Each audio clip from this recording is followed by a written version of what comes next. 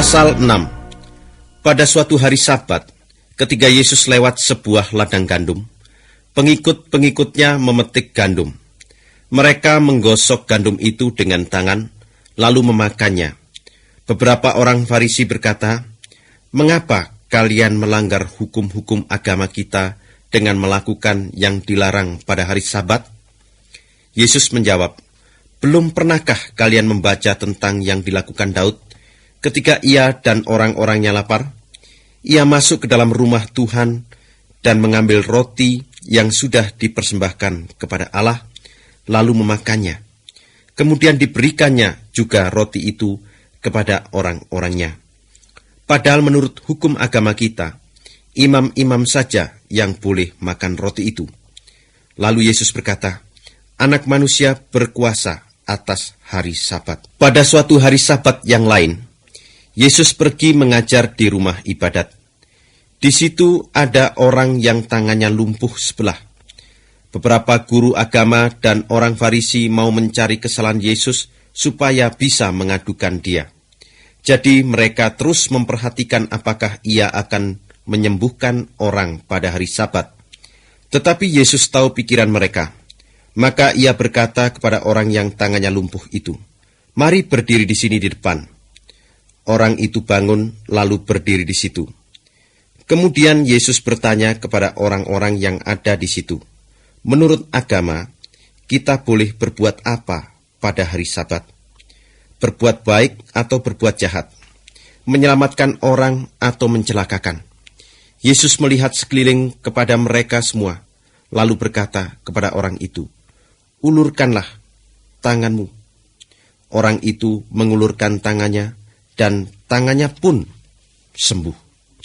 Tetapi guru-guru agama dan orang-orang Farisi itu marah sekali, dan mulai berunding mengenai apa yang dapat mereka lakukan terhadap Yesus.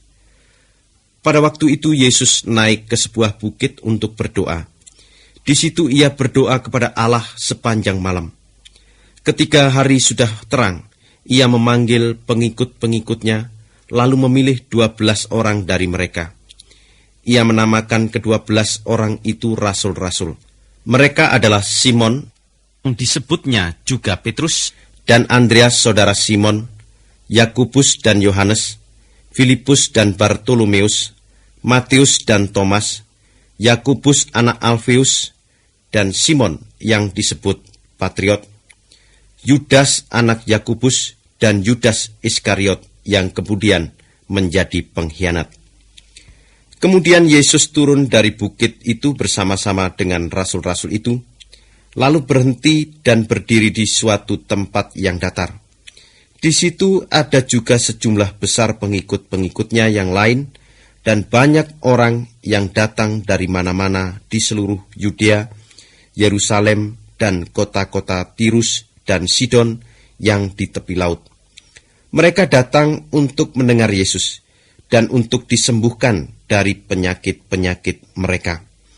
Mereka yang kemasukan roh jahat datang juga dan disembuhkan. Semua orang berusaha menjamah Yesus, karena ada kuasa yang keluar dari dirinya yang menyembuhkan mereka semua.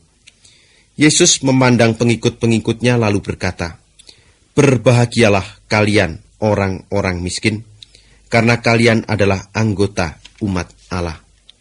Berbahagialah kalian yang lapar sekarang, kalian akan dikenyangkan. Berbahagialah kalian yang menangis sekarang, kalian akan tertawa. Berbahagialah kalian kalau dibenci, ditolak, dihina, dan difitnah oleh karena Anak Manusia." Nabi-nabi pada zaman dahulu diperlakukan begitu juga. Kalau hal itu terjadi, hendaklah kalian bersenang hati dan menari dengan gembira, sebab besarlah upah yang tersedia untuk kalian di surga.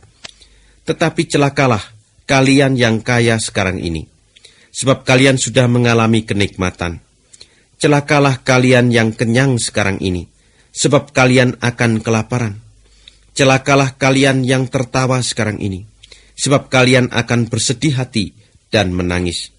Celakalah kalian jika semua orang memujimu, sebab begitu juga nenek moyang mereka memuji nabi-nabi palsu zaman dahulu.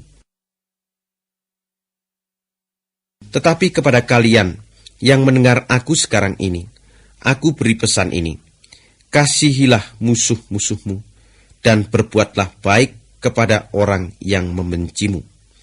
Berkatilah orang yang mengutukmu, dan doakanlah orang yang jahat terhadapmu. Kalau orang menampar pipimu yang satu, biarkan ia menampar pipimu yang sebelah juga. Kalau jubahmu dirampas, berikanlah juga bajumu. Kalau orang minta sesuatu kepadamu, berikanlah itu kepadanya. Dan kalau milikmu dirampas, janganlah memintanya kembali. Perlakukanlah orang lain seperti kalian ingin diperlakukan oleh mereka. Kalau kalian mengasihi orang-orang yang mengasihi kalian saja, apa jasamu? Orang berdosa pun mengasihi orang-orang yang mengasihi mereka. Dan kalau kalian berbuat baik kepada orang-orang yang berbuat baik kepadamu saja, apa jasamu? Orang berdosa pun berbuat begitu. Dan kalau kalian meminjamkan uang hanya kepada orang-orang yang dapat mengembalikannya, apa jasamu? Orang berdosa pun meminjamkan uang kepada orang berdosa, lalu memintanya kembali. Seharusnya bukan begitu. Kalian sebaliknya harus mengasihi musuhmu dan berbuat baik kepada mereka. Kalian harus memberi pinjam dan jangan mengharap mendapat kembali. Bila demikian upahmu akan besar dan kalian akan menjadi anak-anak Allah yang maha tinggi. Sebab Allah baik hati terhadap orang yang tidak tahu terima kasih, dan terhadap yang jahat juga. Hendaklah kalian berbelas kasihan seperti Bapamu juga berbelas kasihan. Janganlah menghakimi orang lain, supaya kalian sendiri juga jangan dihakimi oleh Allah. Janganlah menghukum orang lain, supaya kalian sendiri juga jangan dihukum Allah. Ampunilah orang lain, supaya Allah juga mengampuni kalian. Berilah kepada orang lain, supaya Allah juga memberikan kepadamu. Kalian akan menerima pemberian berlimpah-limpah yang sudah ditakar padat-padat untukmu. Sebab takaran yang kalian pakai untuk orang lain akan dipakai Allah untukmu. Kemudian Yesus menceritakan kepada mereka perumpamaan berikut ini. Kalau orang buta memimpin orang buta yang lain, pasti kedua-duanya akan jatuh ke dalam selokan. Tidak ada murid yang lebih besar daripada gurunya, tetapi murid yang sudah selesai belajar akan menjadi sama seperti gurunya.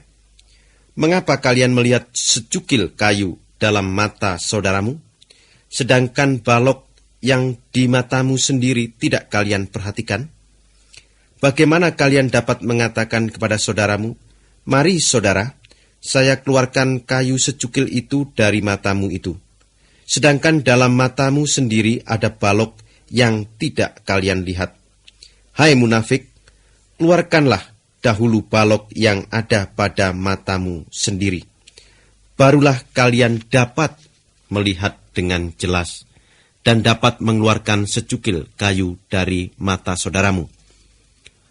Pohon yang subur tidak menghasilkan buah yang buruk. Begitu juga pohon yang tidak subur tidak menghasilkan buah yang baik. Setiap pohon dikenal dari buahnya.